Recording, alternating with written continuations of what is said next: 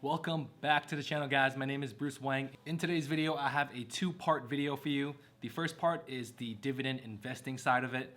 I'm gonna go over my M1 Finance portfolio and exactly what I'm doing to keep my portfolio safer and to collect more dividends. If you guys are interested in that, stay tuned. In the second part of this video, we're gonna go into Instagram, and I have a bunch of resources and people that you can follow to help you in your success with dividend investing and with some real estate investing as well. So let's just begin the video as soon as possible and jump into the M1 Finance portion.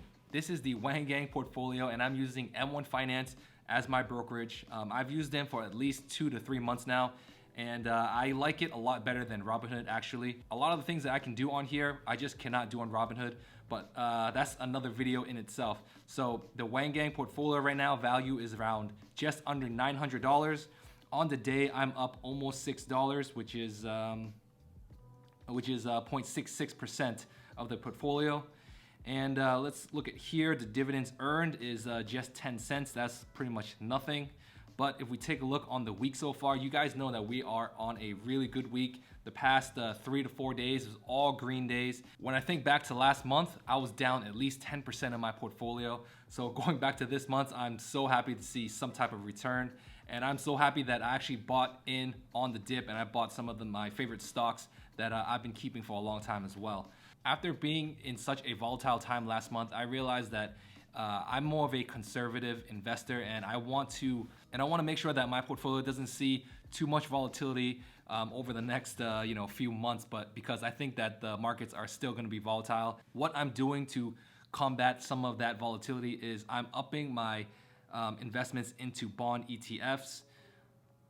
So going down here into the bond ETF section, you can see that my bond ETF is at a 20% target, and the allocation right now is at 17.5%. Something that I didn't notice before was that every single time that you would rebalance your portfolio, that is a taxable event. I would assume that M1 Finance is doing all the tracking for all the trades, and they will send me a statement at the end of the month regarding all my trades. But if you are doing any types of adjusting to your portfolio, I think that instead of hitting the rebalance button, all you have to do is just edit your portfolio. Just click edit and then adjust your portfolios and pies to the exact amount that you want it. All you would have to do after that is just invest more money into your portfolio whenever you do that. And then the algorithm would buy all the underweighted pies and then try to even everything out and get this into a perfect circle. So when you look at this pie, it is not a perfect shape like it was before. It's not a perfect circle. So regarding to this specific pie, this one is over my actual target weight, and that is why it is larger. And there are some pies that are under the actual target weight. And the more money that I put into M1 Finance, everything would even itself out. And if I'm not doing any other changes, this will be a perfect circle within like 1 or 2 weeks, depending on how much money I put into my account. If what I just said sounds kind of confusing, basically to summarize it up, don't rebalance your portfolio that often unless you're doing like really major changes to your portfolio.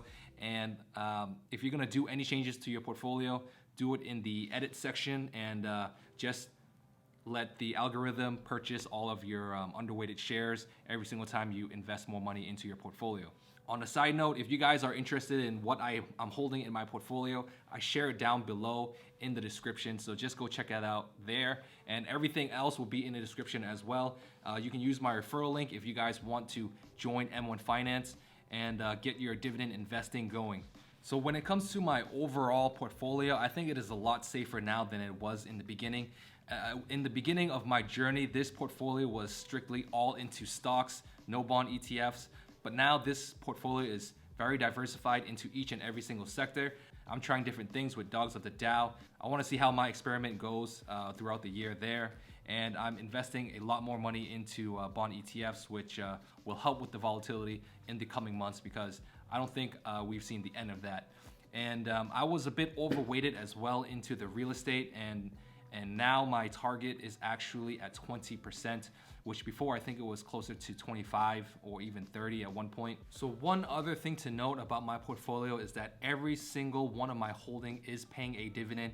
Even the bond ETFs that I just invested in is paying a dividend. So here we go. In this bond ETF, I'm holding only one bond, which is the Vanguard Total Bond Market. And this specifically is holding 17,000 bonds. So this is diverse and a lot safer than a lot of the stocks that I own. And if we take a look at the 1 year, every single month this is cash flowing. So that's another reason why I like it. Bonds are really bad when it comes to growth, but when it comes to cash flow, it is paying you out every single month. And that's one reason why a lot of investors put their money into bond ETFs. And if we look here on the 5-year chart, you can see that the growth is pretty much non-existent. There is some volatility, but I don't believe that anybody can time these ups and downs here. But you guys can try if you want to. You can go into that trading scene, but that's not me. I don't really try to do that. I know some of the strategies and some of the terms, but I'm not that good and not that well versed in them. It is good to try to understand that, and I'll kind of go into that a little deeper into the video. And one quick tip, if you guys have not done it already, don't forget to hit that like button.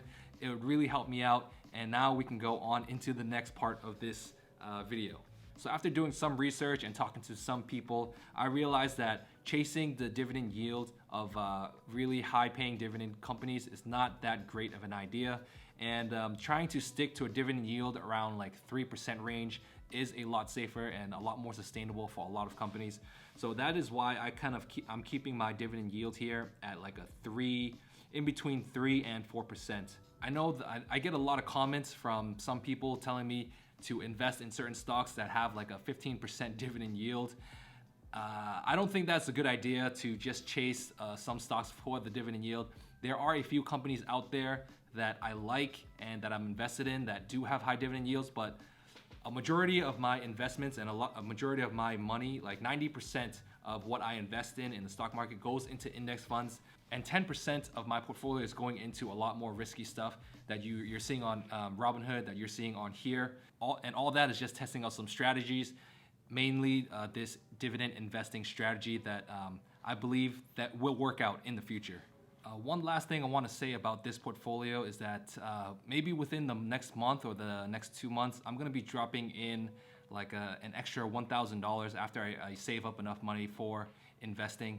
So just stay tuned for that. If you guys see a gigantic jump in the portfolio, it's because I'm investing a little bit more of my extra cash into the portfolio. So if you guys have not followed me on Instagram already, go follow me on Instagram. I'm gonna be the only Bruce Wang out there. I don't think that there's any other accounts called Bruce Wang. So just put in Bruce Wang with 3 N's and you'll find my account right there. So if you guys don't know already, there are a lot of useful Instagrammers that you can use as a resource. And one of the newer people that I have found, and I'm really grateful that I found, is this man right here. His Instagram account is called Full Auto 11, Gerald Peters. He posts on a daily basis, and I come back and I always seem to be watching his stories and some of his Instagram TV videos.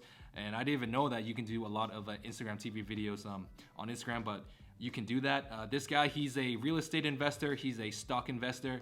This guy is super motivational. He has like 18 years of experience in the game.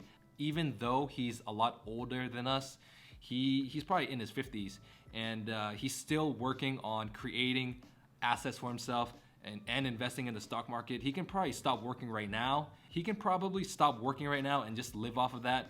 But he seems to be a really hardcore dividend investor, so he's still working at it. After watching a few of his videos, I think he has about like 10 single-family homes that he's renting out, and he has like a portfolio of like 300,000 or more. This guy is deep in the investing world, so he has a lot of experience and a lot of wisdom, and I watch him almost on a daily basis. And the next person I want to talk about is Financial Education Jeremy. You guys can follow him here. He has about like 40,000 followers on Instagram. Another inspirational YouTuber. I think he's bigger on YouTube. He's reached out to me as well, and I can honestly say he's a very nice person, and he is there to help the community. He's not there to do anything else other than that. And when it comes to stocks, That is what he's all about. I don't think he does that much. I don't think he does any real estate investing videos or anything like that, but he is very knowledgeable when it comes to the stock market. And even though he's probably not like a strict dividend investor like the community that I'm trying to build up here, but he is into growth investing. And I think that's a good balance to be into growth and into dividends as well. His content is jam-packed with value, so if you haven't followed him, go follow him right now. And my last recommendation when it comes to a great resource for real estate is Graham Stephan. His account is JP Stephan. You can follow him there. He's a long-time real estate agent. He has 6 or so properties under his name from some of the videos that I've watched. Yeah, and he's probably the biggest real estate investor YouTuber out there. Even though I know a lot about real estate investing and how to find good deals, I still follow his channel just because he is so entertaining. Go follow him if you haven't followed him as well. And if you guys are still interested in learning more about M1 Finance, go check out my older videos here. You guys can watch me all the way since the beginning when I first started out with the platform until now to see my progress. And most importantly, don't forget to like and subscribe to the video, and I'll catch you guys in the next one. Love you 3000. Bye-bye.